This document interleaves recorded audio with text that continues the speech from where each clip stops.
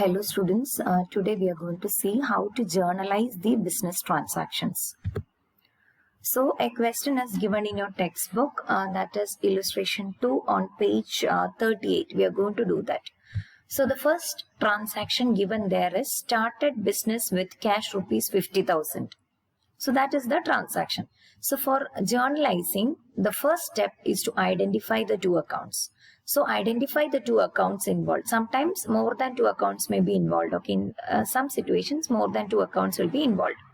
So here the two accounts involved as what happened when you started business with cash rupees 50,000, money came into the business and your capital increased. So capital increased and that was in the form of cash. The proprietor brought that capital in the form of cash. Okay. So the two accounts involved are capital and cash.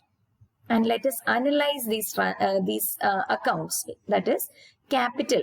Capital belongs to the capital account. So in the previous video that I uploaded in Moodle, there they use the traditional approach. But here we are using the modern approach. Whatever, you have to arrive at the debit or credit. We have already learned the rules for debit and credit, no?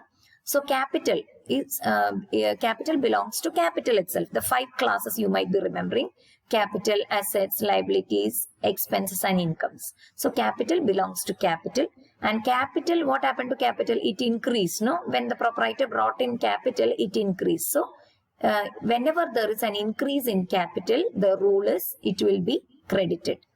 And the second item is cash. So cash is a type of asset. So the category of asset, that is, the cash belongs to the category of assets. And what is the rule? Whenever there is an increase, that is cash here increase, no? Whenever there is an increase, what you will do? You will debit. The rule is debit. So what is the journal entry here?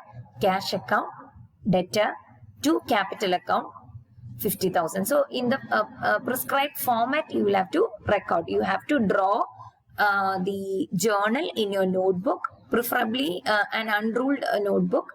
In that you can draw the accounts using ruler and pencil, okay, not with pen. And you can post this entry as explained in the previous video.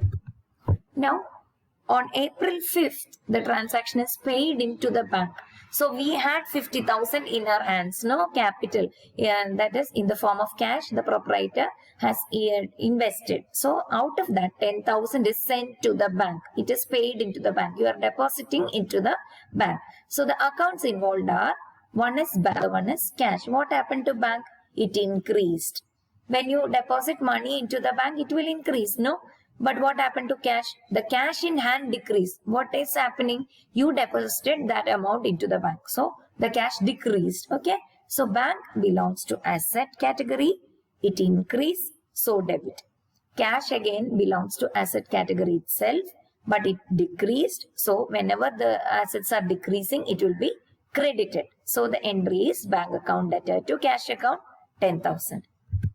Now let us see the different transactions given in that question. I have just snipped that part from your textbook, okay, on page 38. Purchase goods for cash 4,000. So the two accounts involved are, you can see, that is here you can see the two accounts involved are, one second, let me take the pointer. Yeah, the two accounts involved are, the transaction has purchased goods for cash. So the two accounts involved purchases account and cash account. Why this particular entry? That is purchase goods for cash. Here the two accounts involved are purchases and cash. Purchases, you can take it as an expense. Okay. Whenever there's an increase in expense, it will be debited, and cash belongs to asset category. Whenever there's a decrease, when you paid, when you purchase goods for cash, cash decrease, no? So decrease in cash, asset is decreasing, so credit. So what is the entry there? Purchases account debtor to cash account 4,000. Next is purchase furniture and paid by check. See, purchase furniture and paid by check 3,000. So what happened?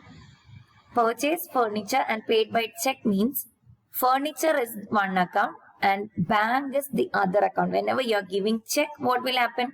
The bank account will decrease, no? So the two accounts involved are furniture and bank. What happened to furniture? Furniture is an asset account.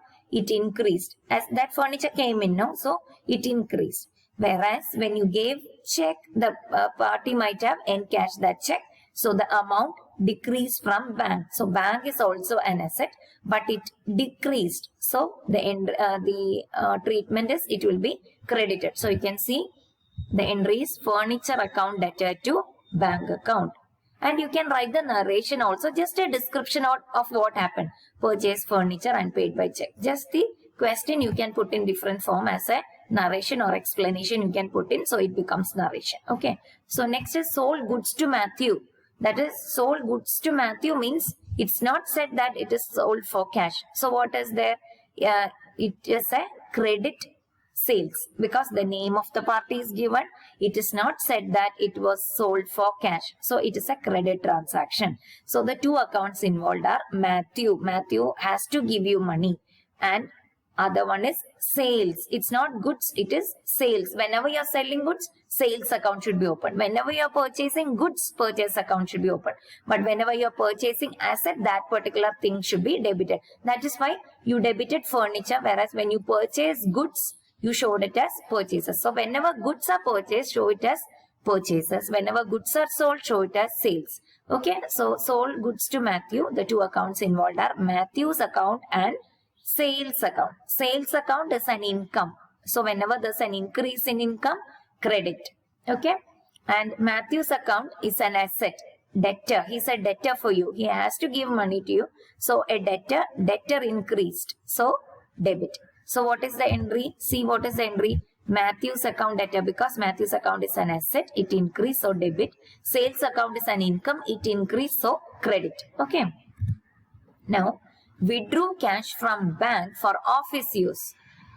That is the reverse of what happened in on day of April 5th of 2016. That day you paid into bank, but now you are withdrawing cash from bank for office use. Okay, so withdrew cash from bank for office use. So from bank you are withdrawing. So from bank it will decrease and cash in hand will increase. Okay, so cash in hand, because that is taken for office use, that means it will come as cash in hand. So the two accounts involved are bank account and cash account. Bank account is an asset account, but it decreased here. Okay, so it is credited. Cash account is again an asset here, but it increased. It came into your hand. No, it came into the business. So increase. So see the entry, cash account debtor to bank account. Okay. Now purchase stationery rupees 500. Purchase stationery will be recorded as stationery itself. That is for office use. It's not intended for sale. Only when you purchase goods, it will be shown as purchases. Purchase stationery is for, that is you purchase books, registers, pens or something like that. Stationery items you purchase. It is not intended for sale. It is intended for usage in the use in the office. Okay, so stationery account, you will show it as stationery account only. So stationery account is an expense account. So expense account increase debit. When you are purchasing stationery, you will pay cash. No, nothing is mentioned. So you might have paid cash. The name of the party is not given. So cash is decreasing. So what is the entry there? Stationery account debtor to cash account. Okay, so that is the entry there. Now paid rent. Two accounts involved are rent account and cash account. So the two accounts involved are rent account and cash account. Rent account is an expense account, increased, so debited. Cash account is an asset account, decreased, so credited. Next is paid salaries. Two accounts involved are salaries and cash. So salaries is an expense, so debit. Increase, so debit. Cash is an asset, decreased, so credit. So that is how you record the journal entries. So what you have to do, if you are first time when you're doing it, you may get confused. That confusion should be there. You make mistake, but that is okay. You can correct from your mistakes, right? So what you have to do is, if you want, you can repeat and see the video and try to do this question by yourself in the notebook. Okay. Even if it goes wrong, don't worry, just cancel that and do it again. But that will be a great learning for you. But please don't just copy the entire thing from this and finish off your work. Then then actually you're not learning that. Okay, try to do it by yourself. This week we'll be practicing more problems from this particular module. This is all for today. Okay, have a nice day. Thank you so much for your patient listening. Thank you.